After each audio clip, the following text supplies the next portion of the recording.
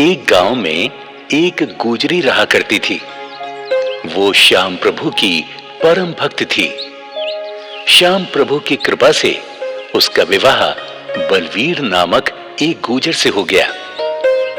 दोनों पति पत्नी खेती किसानी करके अपना जीवन यापन किया करते थे। श्याम प्रभु का भजन गुणगान करते थे। वो हर साल फागुन के मेले में पैदल यात्रा करके खाटू धाम जाकर श्याम प्रभु को निशान चढ़ाते थे। लड्डू, चूरमा और माखन मिश्री का भोग लगाकर वरदान मांगते थे। हे श्याम प्रभु, आप तो अंतर्यामी हैं, मेरे मन की बात जानते हैं। मैं निसंतान हूं, आप मेरे घर में एक फूल खिला दें। बड़ी कृपा होगी भगवान, बड़ी कृपा होगी। एक बार जब दोनों पति पत्नी खाटू धाम से अपने गांव वापस आए तो अचानक पति बीमार हो गया। गुजरी बेचारी बहुत गरीब थी। वो उसका ठीक से इलाज भी नहीं करा पा रही थी। वो श्याम प्रभु से अर्जी लगाती थी। हे श्याम प्रभु, मेरे पति को शीघ्र ही स्वस्थ कर दो। इनके सिवा मेरा इस गांव में कोई सहारा नहीं है। लेकिन गुजरी को क्या पता कि उसके पति की आयु विधाता ने इतनी ही लिखी है। चारपाई पर पड़ा हुआ वो अपनी पत्नी से बोला,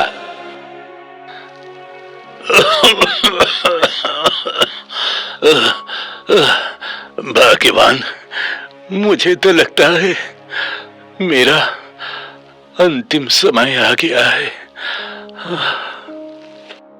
हमने श्याम प्रभु से बहुत प्रार्थना की कि हमारे घर में भी एक फूल खिल जाए, तेरी गोद भर जाए, लेकिन प्रभु को कुछ और ही मंजूर है। मुझे क्षमा कर दे, मैं तुझे इस दुनिया में अकेले छोड़कर जा रहा हूं। नहीं, ऐसा मत कहो। देखो, तुम ठीक हो जाओगे। श्याम प्रभु तुम्हारी रक्षा करेंगे। हाँ, तुम बिल्कुल ठीक हो जाओगे। परंतु विधाता को वो मंजूर नहीं था। गुजर की मृत्यु हो जाती है। अब गुजरी अकेली रह जाती है। परंतु फागुन में श्याम प्रभु के दर्शन के लिए वो हर साल पैदल खाटू धाम जाती रही।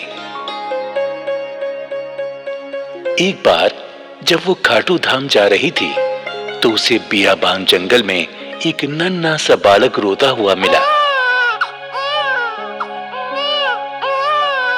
उसे देखकर गुजर ने चारों ओर देखा, पर बालक के पास उसे कोई नजर नहीं आया। गुजरी ने सोचा, ये मेरी श्याम प्रभु की ही इच्छा है। जो इतना सुंदर बच्चा मुझे मिला है, मैं इसका पालन पोषण करूंगी। गुजरी ने उस बालक को श्याम प्रभु का वरदान समझकर उठा लिया और उस बालक को लेकर अपने गांव चली आई। जब गांव आई तो लोग पूछने लगे कि ये बालक तुम्हें कहां से मिला? तो गुजरी बोली, ये मेरे श्याम प्रभु का ही आशीर्वाद है। ये बालक मुझे खाटू धाम के रास्ते में मिला है। मैं इसे श्याम प्रभु का वरदान समझकर लाई हूँ। अब ये मेरा बालक है, मैं इसका पालन पोषण करूंगी। हाँ, इस बेचारी का तो कोई सहारा ही नहीं। श्याम बाबा ने शायद इसीलिए इसको ये बालक दिया है। जय हो खाटू श्याम बाबा की, जय हो, जय हो। गुजरी उस बालक को बड़े लाड प्यार से पालने लगी। धीरे धीरे बालक 10 बरस का हो गया। हर साल पहले की तरह गुजरी बालक को लेकर फागुन मेले में श्याम प्रभु के दर्शन करने जाती रही। एक समय गुजरी बहुत बीमार हो गई तो वो श्याम बाबा से हाथ जोड़कर प्रार्थना करने लगी। हे श्याम प्रभु, मैं हर साल तुम्हारे दर्शन को पैदल पैदल जाती थी, मगर आज मैं विवश हूँ। मैं बीमार पड़ी हूँ, लाचार हूँ, चल फिर नहीं सकती। मुझे क्षमा करो प्रभु, मुझे क्षमा करो। मैं कैसे तुम्हारे मेले में आऊं? मुझे क्षमा करो प्रभु। माँ, तुम क्यों रो रही हो? मैं बड़ा हो जाऊंगा तो तुम्हारा इलाज शहर के किसी बड़े डॉक्टर से करवाऊंगा। तुम रो मत माँ। बेटा, मैं अपनी बीमारी से नहीं डरती। मुझे मौत का कोई भय नहीं। मैं तो सिर्फ अपने श्याम प्रभु से बिछड़ने के कारण रो रही हूँ। तुम चिंता मत करो माँ, श्याम बाबा हमें जरूर फागुन मेले में बुलाएंगे। इस प्रकार माँ की श्याम प्रभु के दर्शन की अभिलाषा को देखकर बेटा हमेशा सोचता, क्यों ना अपनी माँ को अपनी पीठ पर बैठाकर खाटू धाम की यात्रा कराऊं, माँ को फागुन मेले में ले जाऊं। जब बेटा 18 वर्ष का हो गया तो उसने निर्णय लिया कि वो अपनी माँ को जरूर खाटू धाम ले जाएगा और अपनी माँ से बोला, माँ, तुम दुखी क्यों होती हो? जब तुम्हारा बेटा है तो तुम चिंता ना करो, मैं तुम्हें अपनी पीठ पर बैठाकर खाटू धाम लेकर जाऊंगा। चलो माँ, तुम तैयार हो जाओ, हम लोग जल्दी ही चलेंगे। बेटा, खाटू धाम बहुत दूर है, तुम थक जाओगे। माँ, दुनिया के बोझ से माँ का बोझ उठाना ठीक है। तेरे आशीर्वाद से और श्याम बाबा की कृपा से मुझे कुछ नहीं होगा। माँ, तुम इनकार ना करो, चलो ना, तैयारी करो, चलते हैं। बेटे के आग्रह पर माँ तैयार हो जाती है। बेटे की पीठ पर माँ बैठ जाती है। बेटा खाटू धाम की यात्रा प्रारंभ कर देता है। कभी वो रास्ते में बैठ जाता तो कभी माँ को लेकर चलने लगता। तभी श्याम प्रभु अपना चमत्कार दिखाते हैं। रास्ते में उन्हें एक गाड़ीवान मिलता है।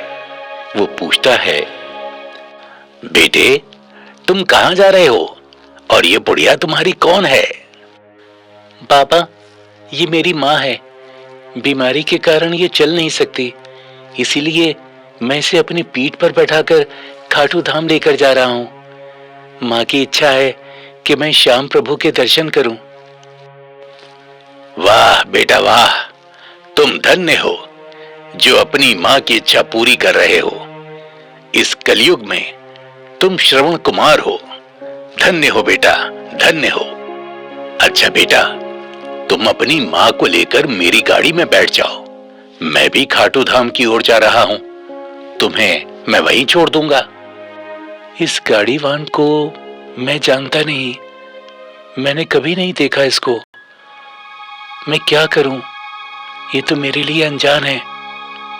मैं इस पर बैठूं कि ना बैठूं? अरे बेटा, सोचो मत, बैठ जाओ। शायद श्याम बाबा की यही इच्छा हो। आ जाओ आ जाओ, बैठ जाओ गाड़ी में। माँ और बेटा दोनों गाड़ी में बैठ जाते हैं। थोड़ी देर के बाद खाटू श्याम के धाम पहुंच जाते हैं। लो बेटा, ये आ गया श्याम बाबा का दरबार। अब आप लोग बाबा के दर्शन करो, मैं चलता हूं, मुझे जरूरी काम से कहीं जाना है। धन्यवाद बाबा, आपका बहुत बहुत धन्यवाद। गुजरी और उसका बेटा वहां उतर जाते हैं। जैसे ही पलटकर देखते हैं, गाड़ीवान अदृश्य हो जाता है। हाँ, माँ, वो गाड़ीवान कहाँ चला गया? आपने देखा? अभी अभी तो उसने हमें यहाँ उतारा है। कहाँ चला गया वो? बेटा, ये मेरे श्याम प्रभु की लीला है। पता नहीं किस भेष में भगवान मिल जाए। चलो बेटा, अब देर ना करो, श्याम बाबा के दर्शन करें। धीरे धीरे रात होने लगी। माँ और बेटे मंदिर के पास ही सो गए। तभी श्याम प्रभु गुजरी के सपने में उसे दर्शन देते हैं और कहते हैं, हे देवी, तुमने कहा था कि आप मेरी सहायता क्यों नहीं करते।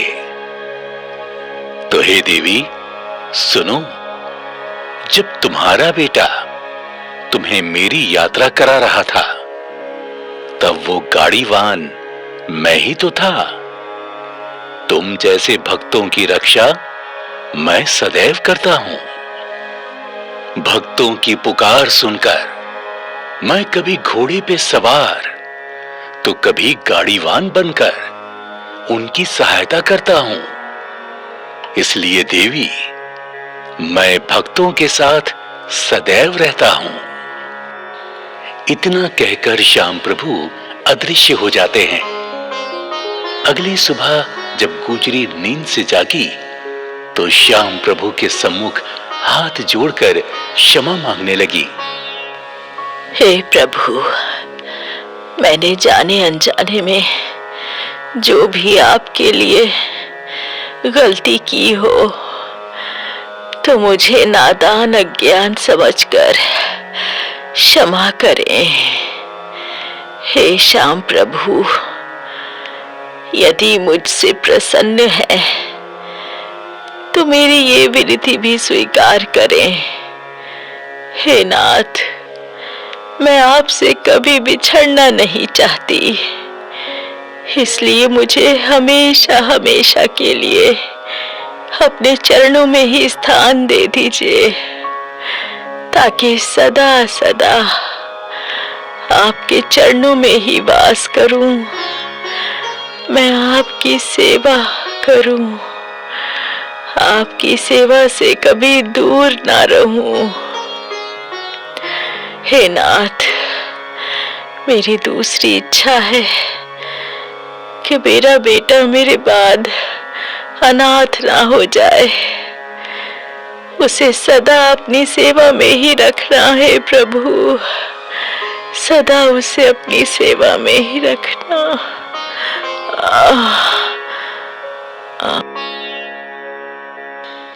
इस प्रकार गुजरी ने श्याम बाबा से अरदास की।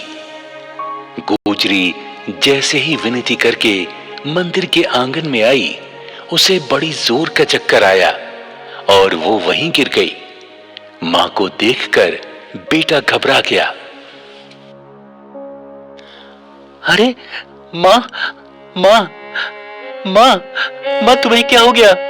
मां, मां आंखें खोलो, मां, मां आंखें खोलो, मां क्या हो गया तुम्हें?